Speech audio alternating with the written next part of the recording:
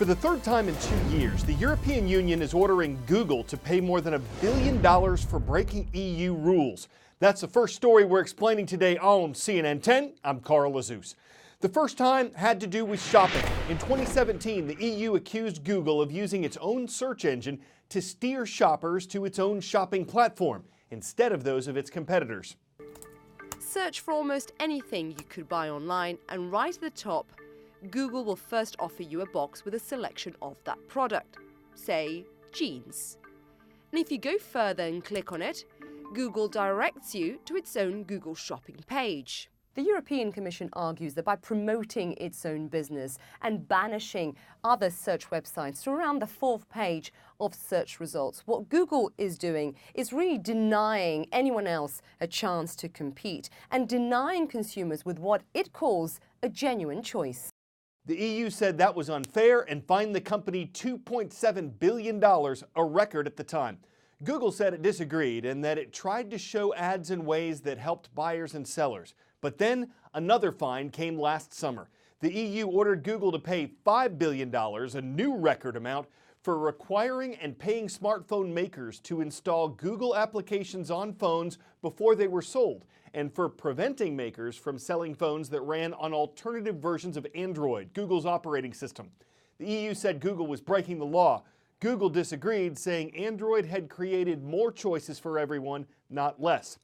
The technology company has not paid these fines yet. It's appealing them through the court system.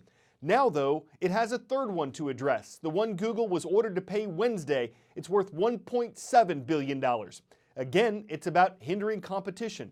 The European Union says Google prevented its competitors from advertising on certain websites. This went on for 10 years between 2006 and 2016. And after European lawyers objected to it in 2016, Google stopped doing it. Since then, Google says it's made a, quote, wide range of changes in order to address the Commission's concerns. The company says more changes are ahead based on what it calls feedback from Europe. And as far as the latest fine goes, Google says it respectfully disagrees with it.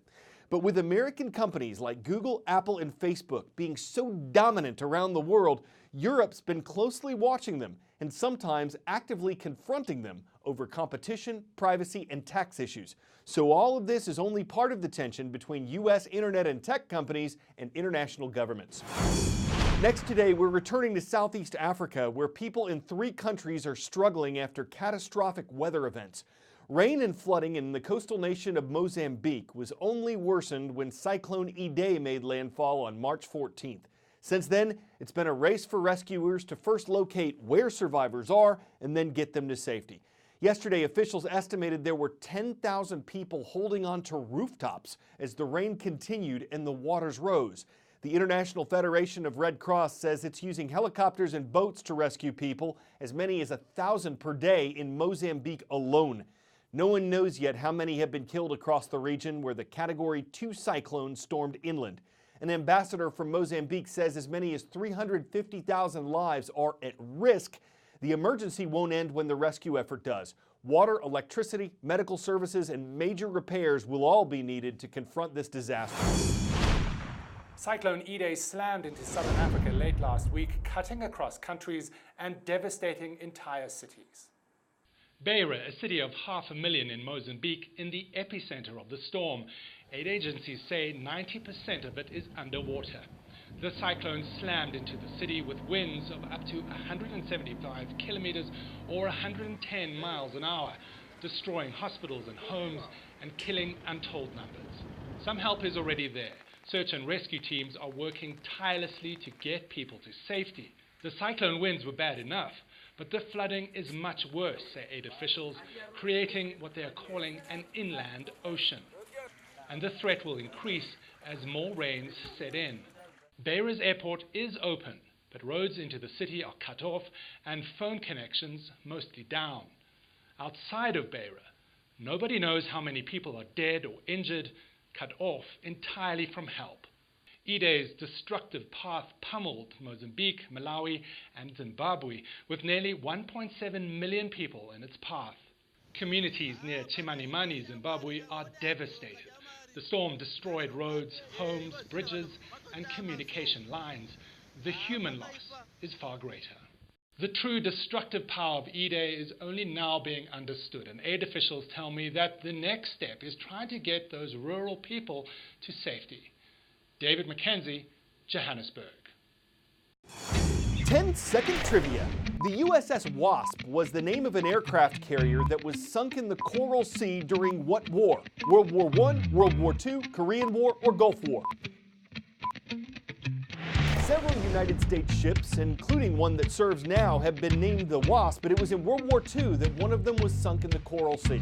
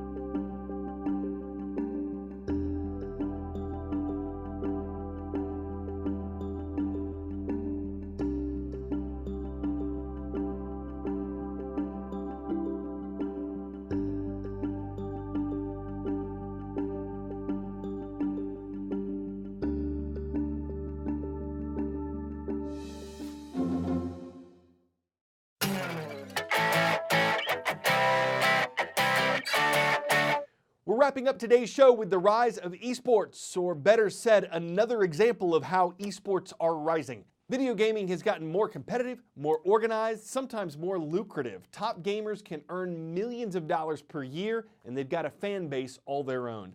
Some U.S. high schools are now proving the traction of eSports by offering students the chance to letter in them. Their field is a screen. Got him. Let's go. Nice. At one point in time, this would just be a set of students playing video games. But here in Georgia, it's now an official high school varsity sport, as it is in only 7 other states nationwide. It's a hobby that they're passionate about, and we want to encourage that and give them a pathway to a career in the future. Kids could be walking around with letter jackets for gaming. That's nuts to me, and I love it. Dr. Lupo, as he's known, plays video games for a living and streams his gameplay live for an audience of more than 7 million followers online. It's part of why State Farm signed him to an endorsement deal. A gamer. I was like, wait, like State Farm? Like really? When we have Aaron Rodgers covering football and we work with Chris Paul in the NBA space, we've been starting to get much more involved in esports. And they're not the only ones. If you watched the Super Bowl, then you probably remember this ad from the NFL. Tonight is not about the league. What's up, Juju? Only that waiter wasn't a football player. He's a video gamer who goes by Ninja.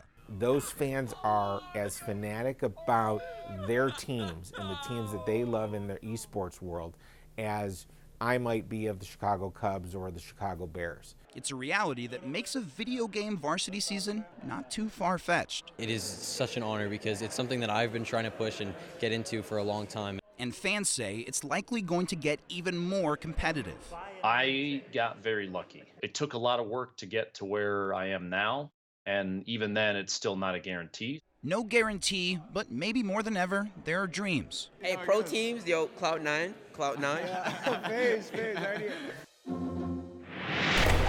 Old school gamers were Oregon Trail winners. They'd be fording all their rivers and hunting all their dinners. And while some might take delight in Fortnite, others say their Call of Duty's a Counter-Strike. Is a day coming when game fans are gumming up? All the gyms, auditoriums, and running up, treating gamers like heroes of the storm, gearing up for battles like Gears of War. We'll have to Overwatch to see what life brings. One thing's for sure, it's all fun and games. I'm Carl Zeus, and that's a wrap for CNN.